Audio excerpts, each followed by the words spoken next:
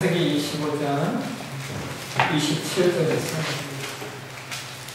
34절까지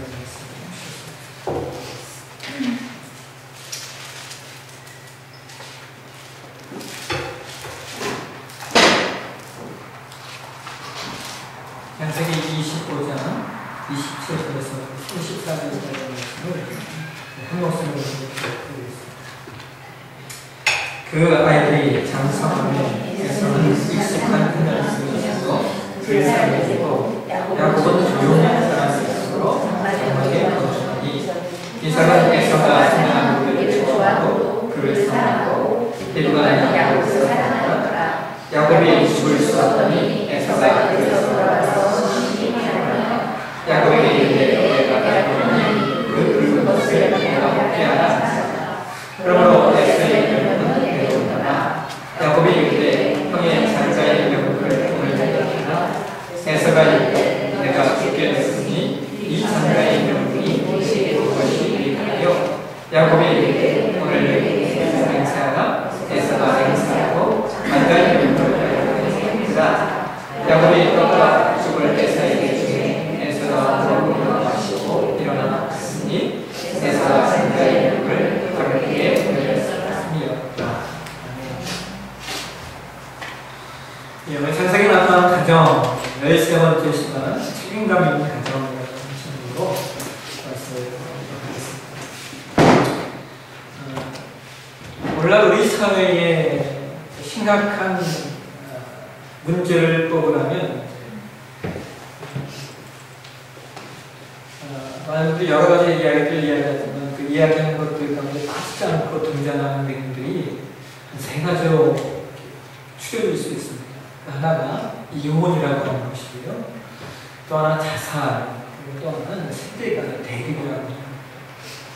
오늘 우리 한국 사회, 우리 여러분과 제가 살아가는 이 시대의 문제점은 가장 큰 문제점이 이혼이라고 합니다. 자살, 그리고 세대 간의 대립이 가장 큰 문제로 이 시대에 작용을 하고 있습니다. 이러한 것은 우리나라의 경제가 발달되고 사회 구조가 변하면서 나타나는 현상들인데요. 왜 이렇게 이혼이 증가하고 왜 이렇게 자살이 증가하고 또 왜 이렇게 세대 간의 대립이 커지는가, 점점 커져가는 이유가 우리 사회에 전에는 있었는데, 전에는 확실했는데 지금은 약화되어 가고 있는 것이 있기 때문이에요. 오늘날 현대에 사는 사람들에게 이혼율이 높아가는 이유는 사람들이 사랑의 진정한 의미를 제대로 이해하고 있지 못하기 때문입니다. 사람들에게 당신은 왜 결혼했습니까? 라고 물으면 일반적으로 사람들이 이렇게 대답합니다. 사랑이 하기 때문에 결혼했습니다. 라고 말합니다.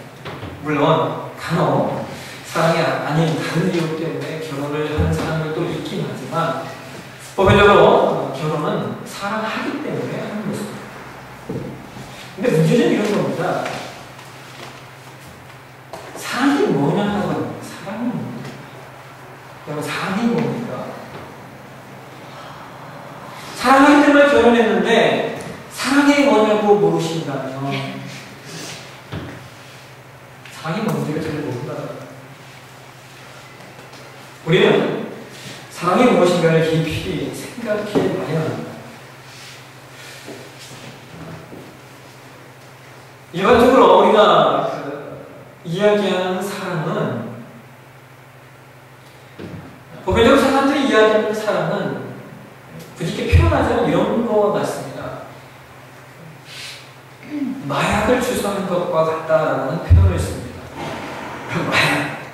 마약 맞아보신 적 있으신가요? 잘 모르시잖아요. 이제 이 마약을 맞으시면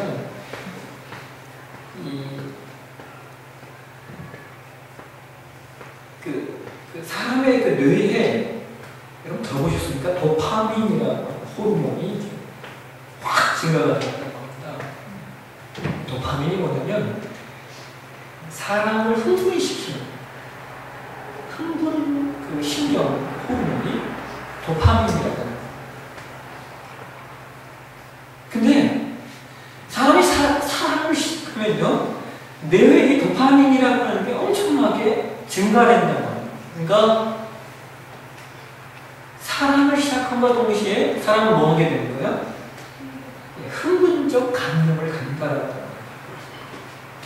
이 도파민이 증가되는 것과 반대로 현격하게 줄어드는 호르몬이 있는데 그것이 세로토닌이라고 하는 호르몬이 심각하게 반대로 줄어든다고 합니다. 근데 이 세로토닌이라고 하는 이 호르몬은 뭐냐면 충동을 조절하는 호르몬이라고 합니다. 여러분 한번 생각해 보십시오. 사람이 사랑을 하게 되면 도파민이라고 하는 호르몬이 증가되고, 그러니까 흥분 호르몬이 증가되고, 반대로 충동을 조절할 수 있는 호르몬은 줄어드는 겁니다. 여러분 이게 사랑이라고 하는 그 단어는 그래서 마약과 같다라고 하는 거예요. 왜요? 뭐가 안 되는 거예요? 절제가 안 되는 겁니다. 흥분하는데 충동을 조절하면서 떨어지니까. 그래서 사람이 사랑을 하면 어떤 현상이 일어나냐면 화물봉에 빠진다는 거예요. 심장의 박동이 빨라지고, 예? 대성에 대한 강박적인 증세가 육체적으로 생겨난다는 겁니다. 식욕이 떨어지고 수면력이 감퇴가 사랑하는 사람은 살이 빠집니다. 살이 빠지기를 원하시는 분 사랑하십시오. 살이 빠지게. 사랑을 안 하고서 살찐다고. 회개하십시오. 근데 문제는 이런 거예요, 여러분. 이러한 사랑, 이런 심정 변화의 사랑은 놀랍게도 오래 지속되지 않는다는 겁니다. 길어봤자 몇 개월. 지금도 여러분들 혹시 결혼 전에 가졌던 그러한 도파민, 세로토닌, 이런 그 사랑을 지금도 여러분 하고 계십니까? 하고 계십니까? 네. 거짓말 하지 마시고. 거짓말 하지 마시고. 지금도 여러분 그런 사랑 하고 계시다면, 죄송합니다. 거짓말. 애석하게도 그렇지 못하다는 거예요. 자, 그렇다면 사랑이 식어버리는 걸까요? 우리가 일반적으로 이해하고 있고 받고 싶어하는 사랑은 굳이 표현한 이런 겁니다. 이 젊은이들이 가장 사랑에 실패하는 이유가 뭐냐면, 사랑이 해되어지면 뭐부터 꺼내놓냐면 심장부터 꺼내놓습니다. 이해하시죠? 젊은 사람들이 사랑에 실패하는 이유가 사랑 그러면 심장부터 꺼내놓으니까 실패하는 겁니다. 왜냐하면 사랑은 생각해야 되는 겁니다.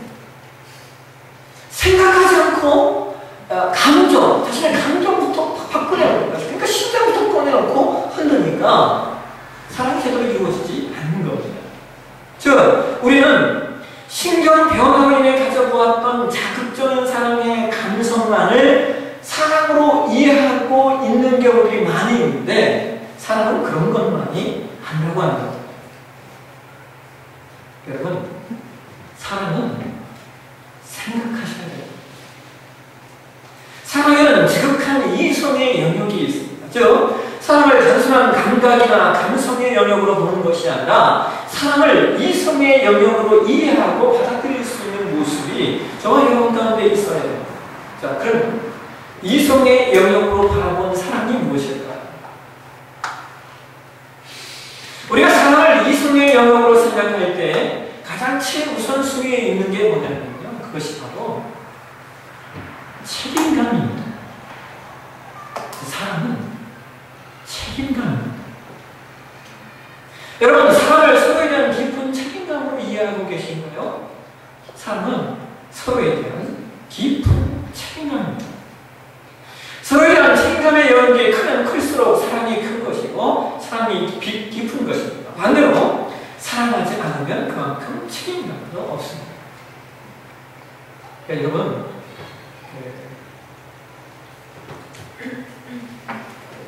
여성 동지 여러분은 남편이 생일날 꽃 한 송이 안 들고 왔다고 그거 가지고 화내지 마시고, 이 남편이 책임감, 남편으로서의 책임감을 가지고 있느냐, 이것 앞에 사실은 감사하셔야 됩니다.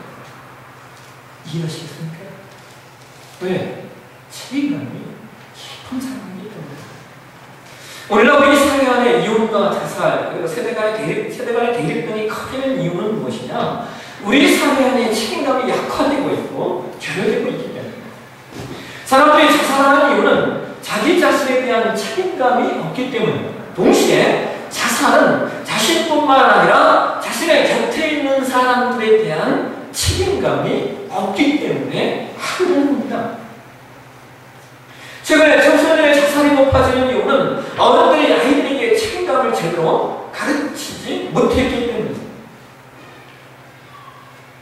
또한 세대 간의 격차가 커지고 서로 대립을 이루는 것도 마찬가지입니다. 여러분, 사람은요, 누구나 현재 자신이 가지고 있는 것들을 지키고 싶은 마음이 있습니다.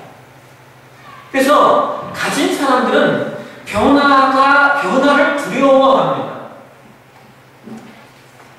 그러니까 왜? 변화가 있으면 지금 내가 누리고 있는 것을 누리지 못할 것 같은 두려움이 있기 때문입니다. 그러니까 자연스럽게 뭐가 되는 거예요? 성향이 보수적이 됩니다. 반면에 젊은 세대는 뭐 가진 것이 없잖아요. 가진 것이 없으니까 현재의 사회 구조가 변화되었으면 하는 바람을 갖고 있습니다. 그러니까 자연스럽게 나타나는 성향이 뭐예요? 진보적 성향을 갖게 되는 겁니다.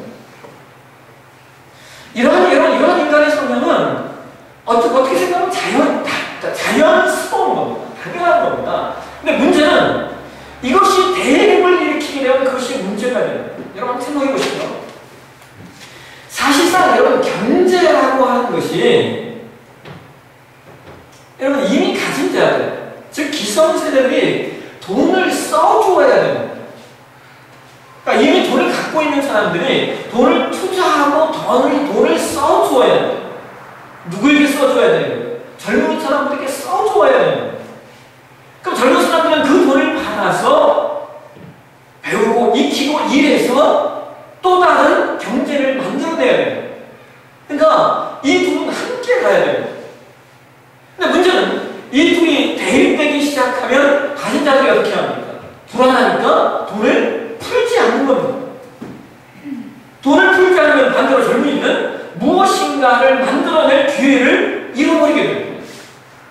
근데 여기서만 끝이냐? 또 역시 그렇지 않습니다. 여러분, 젊은 세대들이 무언가를 개발하고 무언가를 만들어내지 않으면 가진 자들도 가지고 있는 것 그 자체가 그들에게 아무 이익도 되지 않습니다. 그냥 이거 가지고 있다 끝나는 겁니다.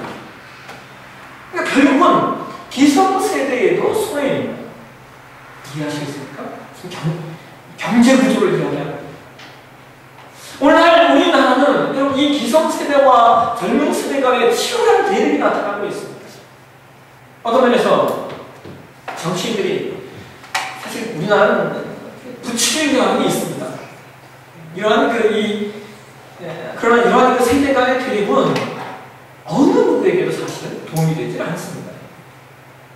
그런데 이런 세대 간의 대립과 충돌이 일어나는 이유 역시 서로에 대한 책임감이 없기 때문입니다. 기성세대는 젊은 세대에게로의 책임감을 가져야 되고, 동시에 젊은 세대는 기성세대의 노고를 인정하며 받아들이면서 그들에게 앞으로의 세상을 어떻게 이끌어 갈 것인가에 대한 책임감을 보여줘야 합니다. 그런데 이러한 서로에 대한 책임감의 결여가 우리 사회의 세대 간의 이기주의로 나타나는 거죠. 그러면 이렇게 이 책임감이라고 하는 단어는 그냥 단어 하나로 이해할 때는 별것이 아닌 것 같지만 사회의 어떤 현상과 구조 속에서 바라보면 이 책임감이라고 하는 영역은 모든 영역에서 아주 중요한 삶의 태도로 작용을 하게 됩니다. 오늘 여러 가지가 공급한 말씀, 창세기 25장에 나타난 이 말씀 속에서 우리는 책임감이 기여된 대표적인 인물을 하나를 보게 됩니다. 이삭이 몇 살에 결혼했습니까, 여러분? 예, 이삭이 40살에 결혼했어요. 40살에 결혼해서 립과와 결혼해서 아이들을 낳았습니다. 누굴 낳았습니까? 에서와 야곱을 낳았습니다. 성경은 에서와 야곱을 이삭이 낳았을 때가 몇 세라고 말하고 있습니다. 60세라고 말하고 있습니다. 여러분이 읽으신 25절 바로 위에 절에 26절에 27절 바로 위에 26절에 보시면 이삭이 에서 야곱을 낳았을 때 이삭의 나이가 60세였다라고 성경은 말하고 있습니다. 형의 이름은 에서고 동생의 이름은 야곱입니다. 성경은 에서와 야곱의 성경을 27절을 통해서 표현하고 있는데요. 이 둘의 성향이 가장 대조적이었습니다. 에서의 성향은 외향적이었고 야곱의 성향은 표현하자면 내향적이었습니다. 에서는 사냥을 좋아했기 때문에 들로 초원으로 나다니는 것을 좋아했습니다. 반면에 야곱은 집안에 머물면서 집안일을 돌보는 것을 좋아했던 사람입니다. 그러다 보니까 자연스럽게 야곱은 어머니 르브가가 더 많이 사랑을 하게 되고 에서는 사냥하는 고기를 좋아하는 아버지 이삭의 사랑을 더 많이 받게 됩니다. 어느 날이었습니다. 에서가 역시나 그날도 들로 초원으로 돌아다니면서 열심히 사냥에 빠졌습니다. 오랜 시간 동안 사냥에 빠져 있었던 에서는 밥 먹는 것도 잃어버렸어요. 사냥을 열심히 하다가 몹시 흙에 빠져서 집에 들어왔습니다. 너무나 배가 고파서 집에 들어왔는데 엄마도 없고 먹을 것도 없는 겁니다. 근데 보니까 동생 야곱이 뭘 쓰고 있습니까? 죽을 쓰고 있습니다. 죽을 써. 에서가 야곱이 써놓은 죽을 보자 엄청난 식욕이 일어났던 것 같습니다. 30절에 에서가 이렇게 말합니다. 야곱에게 이르되 내가 피곤하니 그 붉은 것을 내가 먹게 하라 한지라. 그러므로 에서의 별명은 에돔이더라. 여러분, 이 30절은 어떻게 이삭의 계보를 장자인 에서가 이어가지 못하게 되었는가, 그리고 그가 어떻게 다른 족속이 되었는가를 지금 미리 설명하고 있는 겁니다. 여러분, 에서라고 하는 이름에 뜻은 털이 많다라고 하는 의미이고요. 25장 25절에서 성경 에서를 이렇게 표현하고 있습니다. 먼저 나온 자는 붉고 전신이 털옷 같아서 이름을 에서라 하였고, 그러니까 에서는 태어날 때부터 붉은 피부를 가지고 있었고, 동시에 오늘 붉은 죽, 즉 팥죽 사건을 통하여 이후의 사람들은 에서를 가리켜 불다라고 하는 뜻을 가진 에돔이라고 불렀습니다. 그리고 그 이름은 후에 한 족속의 이름이 됩니다. 근데 여러분, 참 놀라운 건 이겁니다. 저는 사실 가장 이해되지 않는 말씀 가운데 하나가 이 말씀입니다. 여러분, 팥죽 한 그릇 달라라고 하는 형의 마음 이해되시죠? 배고프니까 동생이 죽 쓰고 있으니까 팥죽 한 그릇 달라 할 수 있죠. 근데 이 형의 요청 앞에 야곱이 뭐라고 말합니까? 31절 보실까요? 우리 같이 한번 읽겠습니다. 31절 창세기 25장 31절 말씀 쓰겠습니다. 시작. 야곱이 이르되 형의 장자의 명을 오늘 내게 하라. 여러분, 이 야곱의 말이 이해가 되십니까? 이건 너무나 뻔뻔한 말입니다. 왜냐하면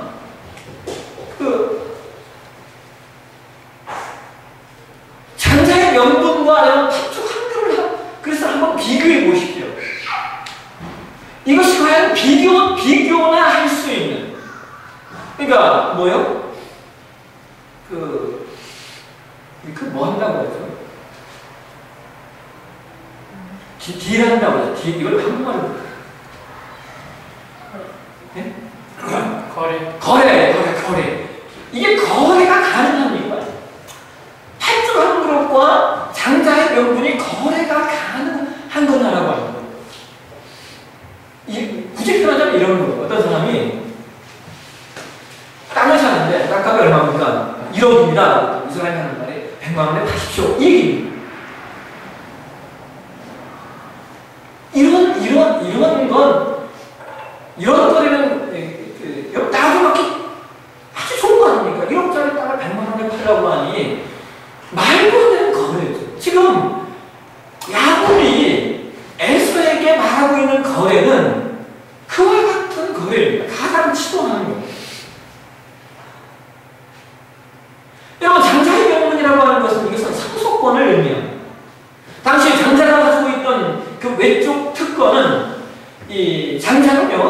아버지의 뒤를 계승하여 가장이 되어서 가문의 대소사를 처리할 수 있는 주도권을 가지고 있었습니다. 우리나라도 비슷하잖아요. 근데 또한 이 당시 장자는요, 다른 자녀들이, 다른 형제들이, 딸은 없어요. 딸은 없고 장자들이 다른 남자 형제들이 받는 재산의 2배 이상을 받는 것이 장자의 권한이었습니다.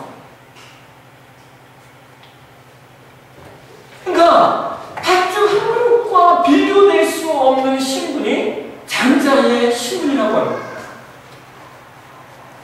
근데 야곱은 빵빵하게 이것을 팔라고 합니다.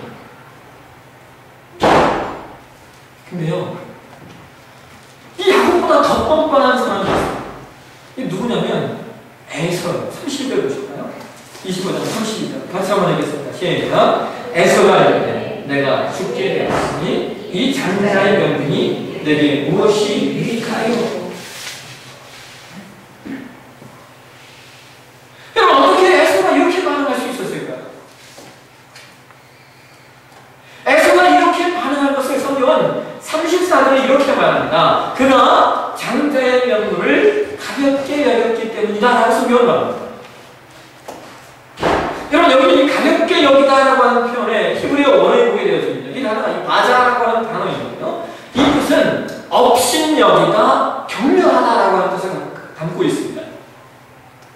근데 더 재밌는 것은 우리가 34절을 좀 더 세심하게 읽어보게 되어지면 아주 성경이 재밌게 이야기하고 있습니다. 34절 다시 한번 보십시오. 같이 한번 읽겠습니다. 시작. 야곱이 떡과 팥죽을 에서에게 주에 에서가 먹으며 마시고 일어나 갔으니 에서가 장자의 명분을 가볍게 여기었더라.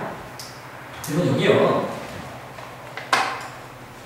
에서가 먹으며 마시며 마시고 일어나 갔으니 라고 하는 표현이, 이게 이제 히브리어 언어를 배우면, 히브리어를 배울 때 아주 중요한 그 용법이 나오는 거예요.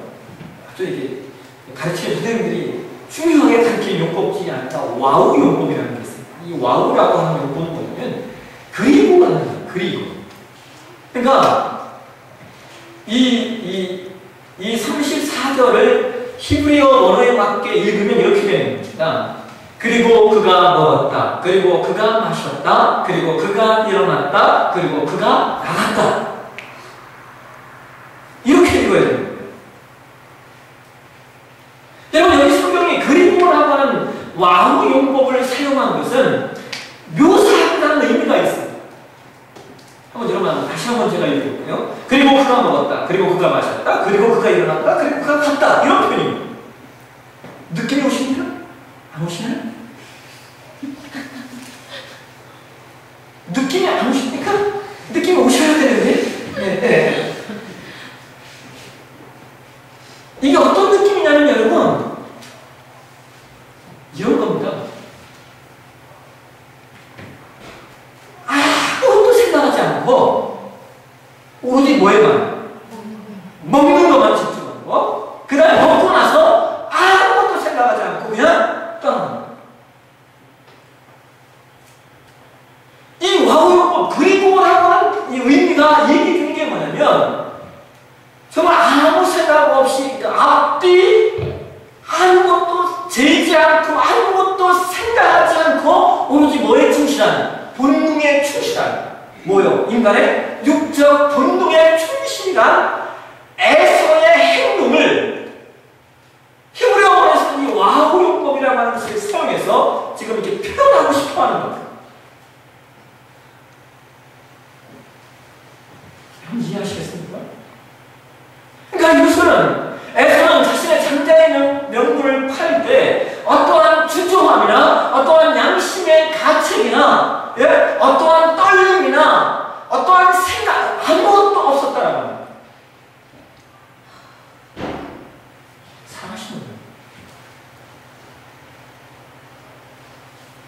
이 얘기는 뭐냐면 여러분, 에서가 장자권에 대한 어떠한 의식도 없었다. 그러니까 이 머리 안에, 에서의 머리 안에는 장자권이라고 하는 그 어떤 의식이 전혀 없는 겁니다.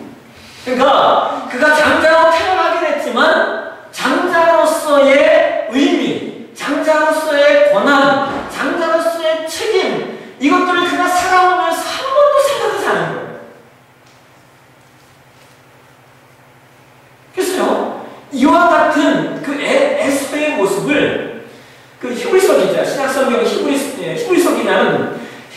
12장 16절에 이렇게 표현합니다. 찾아보실까요? 신약성경 367페이지 들어가 보시죠. 신약성경 367페이지 히브리서 12장으로 넘어가 보시죠. 히브리서 12장 16절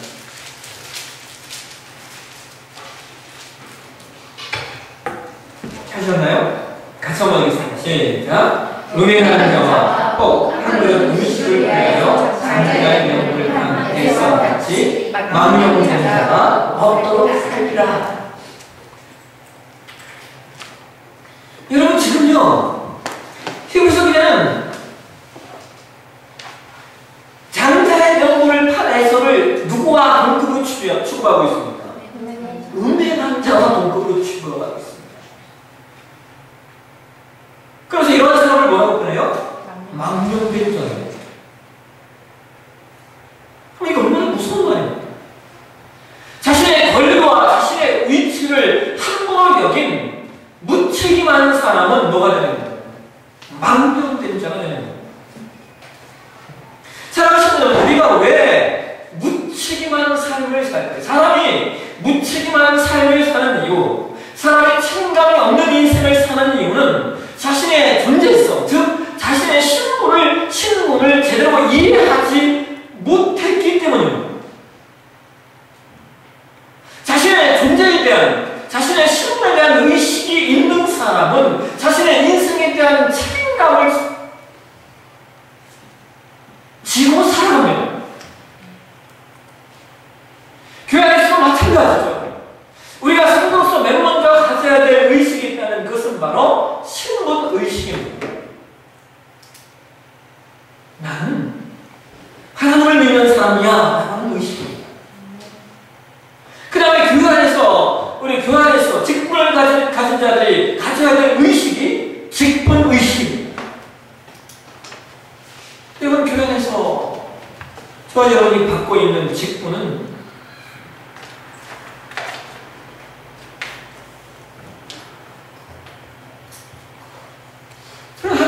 한국교회가 가장 지금 심각하게 개혁해야 될 것 가운데 하나가 저는 직분이라고 생각합니다.